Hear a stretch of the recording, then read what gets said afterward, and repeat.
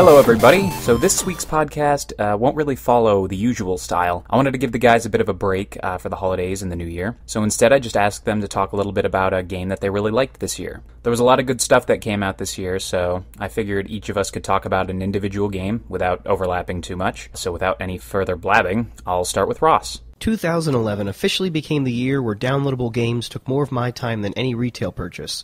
Sure, I finally got around to playing Darksiders and spent plenty of time with Portal 2 and some Kinect and other retail games, but my gamer score was bolstered more by Stacking, Illo Millo, Beyond Good and Evil, Symphony of the Night, again, Insanely Twisted Shadow Planet, and Missplosion Man.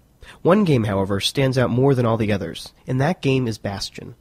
The team behind Bastion, Supergiant Games, is another indie developer success story. The small San Jose team that crafted Bastion took a simple formula and added a few new ingredients to make a familiar yet innovative gaming experience. You control the Kid in a 2D isometric action-adventure with some RPG elements. Our hero wakes up, the world in ruins around him, the calamity having left a few survivors. As he starts to explore what is left of the world, a raspy and mysterious voice narrates his actions and the journey. The Kid fights off monsters with a melee weapon, starting with your trusty hammer, and a secondary ranged weapon, like a bow or guns. Throw in an expanding roster of new weapons, multiple upgrade trees for each, and the number of special moves, and we have ourselves some simple yet addictive gameplay. The feature that stands out the most in Bastion is without a doubt the narration. The Kid is your cliched silent protagonist, but the player is filled in on the story and actions by Rux, the wizened old friend of the Kid. Instead of the main characters sharing their feelings and thoughts, Rux narrates what the Kid is thinking, feeling, seeing, and doing. He also provides details about how the world found itself in ruin, what caused the calamity, explains characters' motivations, and sets the tone of the scenes in the game overall, much as a musical score often would. That doesn't mean the musical score is lacking. Darren Korb, the audio engineer and, 2010 Rock Band 2 national champion? Bet I'm a better Vox star than him. Show off. Oh, I'm sorry, back on track. Darren Korb puts together a beautiful and haunting soundtrack, and with the help of female vocals of Ashley Barrett, creates something that can easily be enjoyed, even if you've never picked up the controller. Not since Braid have I felt this way about a game. Here, have a quick listen to a bit of my favorite track.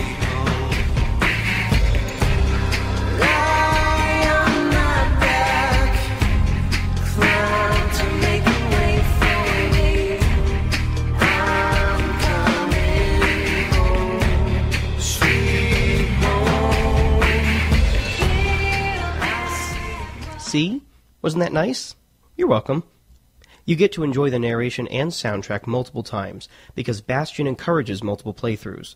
Without giving away any big spoilers, you'll need to replay Bastion to get the full story, and going back through a second, or even a third time with your weapons fully powered up, taking out most enemies in just 1 or 2 hits is a great feeling. Being able to mow down a whole level with the bellows while devastating faraway baddies with the cannons like a badass is a great reward for players. For me, 2011 was the year that downloadable games showed they can compete with the big box releases. We're seeing more releases from well-known publishers like Tim Schafer. We get sequels to other downloadable titles, which wouldn't happen if the first title didn't impress and sell. We are getting even more classic titles like Beyond Good and Evil and Sonic CD. Best of all, we're getting new instant classics like Bastion. The Kid looks forward to 2012. He hopes even more great games see their way to the downloadable marketplace. He thrives on the inexpensive gaming choices and high quality being delivered by smaller, independent studios. Above all, the Kid hopes people won't take this single, unique narration feature and start using it in every game. That would be the real calamity. Ross? Were you the voice of Rux and Bastion? Either that or Logan Cunningham came behind you with some piano wire and took over your 2011 wrap-up. I couldn't tell the difference. Anyway, I'll go ahead and go next. It's a bit of a cop-out, but just keep listening and maybe you'll get a sense of where I'm coming from. If you keep up with the casts, you'll know that I haven't had a whole lot of time to play video games this season. Looking at the top 20 games of 2011 lists that I've seen, I've only gotten a chance to play really Bastion and Portal 2, which I decided to let Kyle talk about. The big game season this fall came just in time for me to lose my job and fall into the most financial hardship that I've ever encountered. Needless to say, I wasn't playing many, read none, of the mega titles that came out this year, which is why it meant so much to me when I opened up my Facebook account the day after recording the third podcast with Riley and Cannon to see a message from Cannon saying, "Thanks for having us on the podcast, and hopefully this will help give you some more games to review." Accompanied was a link to a gifted Humble Indie bundle. For those who aren't familiar with it, the Humble Indie Bundle, mentioned in our third podcast, is a small bundle of indie games sold for a limited amount of time for any price you choose, be it $20 or 20 cents. The proceeds go to a couple of charities including Child's Play and the American Red Cross, with a small amount going to the studios that donated their games to the cause. I haven't had a chance to play them all, and little of what I have played. Changing the name of the website, rebuilding the website, editing all of the podcasts and reviews that nobody's listening to has been quite a bit of work. So I'll just say a few words on each of these games. I'll start with the first one I tried out, which was Gratuitous Space Battles. It's a super complicated space battle game. You set up the ships in your fleet with equipment, making sure to balance weapons, speed, power, and crew capabilities. You choose where to place your units on a battlefield and watch the battle unfold. As far as a pick-up-and-play kind of game, this was way over my head. The amount of customization available for a single battle might as well have been infinite. Fans of more technical kinds of strategy games would probably enjoy it a lot, but it really wasn't for me. Night Sky HD is a simple 2D physics-based puzzle game where you control a small orb trying to get from point A to point B with various level conditions and simple speed-up, slow-down controls. It's basically Marble Madness meets N+. It has a nice soundtrack, and the general ambiance is very soothing and just relaxing. And it's got enough levels and challenge to keep one entertained for a while. Jamestown is an arcade-style shoot-'em-up. The storyline is pretty crazy, taking place in the 17th century on Mars. You defend a British colony from an allied force of the Spanish and Martians. You can play with up to 4 players, but I've really only gotten a chance to play it single player. The one-hit deaths are a bit frightening, and the levels are shorter than you'd expect. But the game's many difficulties, arcade graphics, and cinematic soundtrack make it a blast to play. Shank is a highly stylized, side-scrolling beat-em-up. You start with a chainsaw, double pistols, and a combat knife, and the game plays out as those weapons would imply. Fast-paced and brutal. The gameplay can get a bit repetitive at times, as the genre tends to do, but I had a lot of fun with it. Something about slashing 3 nearby guys to the ground, shooting the guy across the screen a few times, and then leaping on the last one chainsaw first was quite satisfying. Super Meat Boy is an extremely fast-paced platformer, trial and error game, I guess. I played the crap out of this game on the 360 and loved it. The idea is just to get to the end of each short level as quickly as possible while dodging as many obstacles and enemies that stand between you and your girlfriend. I call it a trial and error game because you're likely to die about 50 times before you actually finish the stage, let alone in the required amount of time. But unlike most games like that, it rarely becomes frustrating. In fact, once you do finish the level, it shows you all of your attempts at the same time. And it's pretty entertaining seeing 50 versions of yourself failing while just one makes it to the end. Bit Trip Runner is a 2D rhythmic on-rails platformer. A mouthful, yes, but I loved this game and was glad to see it here. You star as Commander Video, the star of the rest of the Bit Trip games, running through colorful stages, jumping, sliding, and punching your way through obstacles. Each of your actions adds beeps and boops and rhythm to the 8-bit soundtrack running behind you. It is a bit unforgiving in that a single mistake will send you back to the start, but the sense of accomplishment felt at the end makes it all worth it. And plus my love for both 8-bit and rhythmic games kept me at this for quite some time. And finally, my favorite from the bundle was Cave Story. A 2D action-adventure game, you play as a mercenary with no memory who must help a small town of bunny people from a menacing doctor and his minions. The weapon leveling system is a unique feature that made this title stand out for me, but like Jamestown, the arcade-style graphics and the very fitting soundtrack made this one that was very hard to put down, and I truly look forward to finishing it. Yes, 7 games were my favorite, that's my cop-out, but the bundle came at just the right time, and it meant enough to me to put it above anything else I played this year. You know, other than Portal 2, of course. Thanks a bunch, Cannon. Next, I'll go to Shaun. Shaun was actually unable to record one of these, so I'm just going to go ahead and put a portion of his Forza review to give you a sneak peek at the next review I plan to post. Take it away, Shaun, from a month ago. The term value for money is heard a lot these days. With so many big releases coming out this year, it's tough to decide what is worth your time and your money. To be frank, Forza 4 is not the first racing game to offer a huge list of cars, real-world tracks, or amazing visuals. Instead, what Turn 10 Studios has done is quite literally make a love letter to the driving enthusiast in all of us. I'm gonna have to admit, I've never played any of the previous Forza games, so this is my first experience with the series.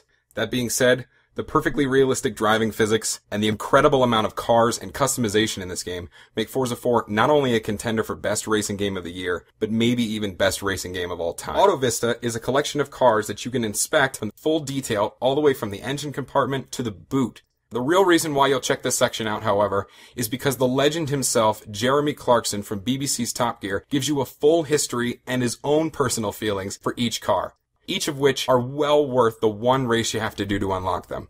I was very impressed at the level of detail that went into this seemingly secondary game feature. But then again, that's what I love about this entire game. The people at Turn 10 have taken what could have just been a regular racing game and turned it into so much more. The game has everything going for it. The graphics are far and away the best I've ever seen in a racing game, and the controls are smooth and feel like you're driving a real car. It's like a dream. You know you're dreaming, but the sense that you're there, gripping the steering wheel, slamming the gas pedal down hard, and panicking when you notice that you're going way too fast and there's a wall. Not many games can pull off this true sense of immersion and keep it going for 40 hours. Forza 4, in my opinion, is the best example of what a racing game can be, and should be looked at as the new benchmark for all racing simulators. And praise doesn't get much higher than that. I couldn't have said it better myself. Mostly because I didn't play it. Though I do love me some Jeremy Clarkson. Finally, we have Kyle talking about what I certainly believe to be the best game of the year, and maybe even the decade. Warning, may contain spoilers. Go play this game now. Anyway, that would be a much better way to spend the next 5 or 10 minutes. This was going to start with me on the defensive. Originally, I felt that my choice for best game of 2011 needed to come with numerous footnotes about how I had, due to the hectic life of the Playboy raconteur, missed out on several dynamite titles this year, especially those that crowded these last few months like so much tourist ass at boarding gates. I felt that I had to make amendments like, while my opinion might have changed had I had a chance to play Arkham City, Skyward Sword, or Human Revolution, etc. But no, my choice does not need defending. This game can stand on its own merit. The best game of 2011 was released in April, and I sincerely doubt that anything that came after could have affected me in quite the same way. Portal 2 stands on its own. Shit, that does need a bit of an asterisk there, doesn't it? Because I'd strongly recommend playing the first Portal before diving into the second offering. Part of being blown away by Portal 2 is being completely, illiterately blown away by the massive upswing in, hell, everything between original and sequel. Everything. Do I need to get this out of the way? Fine. In the original Portal, which was a small, niche puzzle game released with Valve's tremendous orange box, you played an unnamed test subject working through experiments in a complicated laboratory called Aperture Science. Guided by an omnipresent female computer, you were tasked with completing puzzle after puzzle, revolving around the use of 2 interconnected wormholes in space. Place one on the floor and the other on the ceiling, and you'd fall into the same room. Get it? Good. Okay, moving on. It turns out the AI, named GLaDOS or GLaDOS or GLaDOS, depending on which moron you're talking to, turns out she was kind of a bitch intent on murdering you, and we can't have that. Flash forward an indeterminate number of years, and you've been reawakened deeper inside the lab, which has fallen into severe disrepair since you knocked out the villainous CPU. With the aid of a friendly, if stupid, new AI, you once again pick up the portal gun and try to escape. Saying it so quickly in 2 paragraphs makes it... I was going to say it makes it sound simple or makes it sound silly, but that sounded awesome. So when I tell you that what I've described just then is the narrative shell to a perfectly crafted experience, you should be sufficiently impressed. The first Portal was praised for 3 things. 1, exquisite level design that, while never being Myst 4 level frustrating, was that exact blend of clever and head-scratchingly obtuse, resulting in those oh-so-pleasing aha moments. 2, excruciatingly hilarious dialogue and voice acting from GLaDOS. Much credit to Ellen McLean, that crackles and delights while simultaneously filling the player with suspicion and dread. And 3, a tight package delivered said experience in about 4 hours. So when a new, larger experience was announced, many, including myself, were worried that stretching the mechanics to such a length, stretching the atmosphere created by the writing and setting for more than twice as long, would wreck the magic of the original. Too much of a good thing, right? Too much of a good thing does not exist. At least not with Portal 2. Portal 2 throws in a handful of new mechanics that keep the testing fresh and innovative, and the gameplay changes and surprises last right through the very end. Lasers, hard light, funnels, gels. Just thinking about all those new elements mixing with the old standbys of blue and orange portals makes my brain giddy and nauseous. GLaDOS is sharper and funnier than ever. Ellen McLean deserves all the credit in the world as both an excellent actor and classically trained singer. But to be fair, her rogue AI takes a serious back seat this time around. J.K. Simmons does his regular thing, that regular thing being delivering an amazing, hilarious, and powerful performance as founder of Aperture Science, Cave Johnson, but it's the performance of Stephen Merchant as Wheatley that steals the entire production. I've often thought of Merchant as the seriously funny glue that holds many of his and Ricky Gervais' projects together, but with Portal 2 we get to see that strength really come out in this starring role. I'd often find myself not even holding the controller, waiting and hoping that Wheatley would deliver more brilliantly funny dialogue if I just stood there with him long enough. Top-notch voice acting can only be achieved with a top-notch script, and this bulb in Portal 2's brilliant display shines brightest. The three leads have so much to work with while essentially being two robots and one character you never even meet. And to feel the way this game made me feel about what boiled down to a sphere with a swiveling blue eye made me marvel. The story of these strange AIs, this silent but stalwart woman with leg braces and a portal gun, and a powerful yet sad man long dead made me experience a wider range of emotion than any cutscene from Metal Gear Solids or Final Fantasies. You'd have to murder 20 Aeriths or discover 30 frozen black and white Hyrules underwater to match the first stalemate scene in Portal 2 in terms of sheer emotional weight. For me, at least. And those feelings are only reinforced by the amazing atmosphere the game displays. Each of the game's 4 or 5 distinct tonal and environmental shifts serve to put goose pimples on my goose pimples. Hell, the third time I played through it, I still got chills the first time you discover the remnants of the old Aperture Science Labs, wading through abandoned caverns until you stumble upon the decayed but still welcoming foyer. Add to that wonderful music that simultaneously conveys the eeriness and emptiness of this facility and the mad whimsy of Portal-fueled puzzlery. Or don't add to that, because Portal 2 already did. I haven't even touched on the multiplayer, which has you and a friend cooperating as two made-for-testing robots traversing through puzzles that require 4 portals at a time. I won't say much aside from A, it's amazing, and B, strangely makes more of a human connection than most co-op games I've seen. Witnessing your buddy's friendly robot look around the room as he chats with you about possible solutions is almost creepy. I mean, there you are, you and a humanoid robot friend really cooperating. It's a particular sensation I'm describing, and I'm doing it poorly. Just trust me. Watch your companion as he looks around the room. It's weird. There's another thing I could probably say about Arkham City or Skyward Sword without playing them. When I finish either, it'll probably be quite a bit of time before I pick either up again. They seem like huge single-player experiences. Portal 2 is a tight multiplayer experience, and I'm talking about the whole package. You will want to play this single-player game with friends, each of you in turn playing the entire thing. It's just as much fun to spectate as to play. Well, close. And I could see myself playing through Portal 2 again and again, and then again, and once more after that. I cannot find fault with Portal 2. I know we're always a little bit ticked at Valve, always feeling a nagging sensation in the back of our minds concerning Half-Life 2 Episode 3 or whatever the next installment will be called. But if this is the kind of perfect product they decide to churn out in the meantime, by all means, keep us waiting. Please play Portal 2. Please convince other people that it's the most fun, challenging, hilarious, thrilling, artistic, beautiful, suspenseful, playful, engaging experience out there. And you can do that easily. Just pick up a controller. But play Portal 1 first. And that'll do it. Be sure to check back soon. As you can see, we've officially changed the name of our website and channel. Expect big things in the coming year, and we'll see you next week. Take care and goodbye from all of us here at thegamerbot.com. The Gamerbot. We don't make movies, we make fun of them.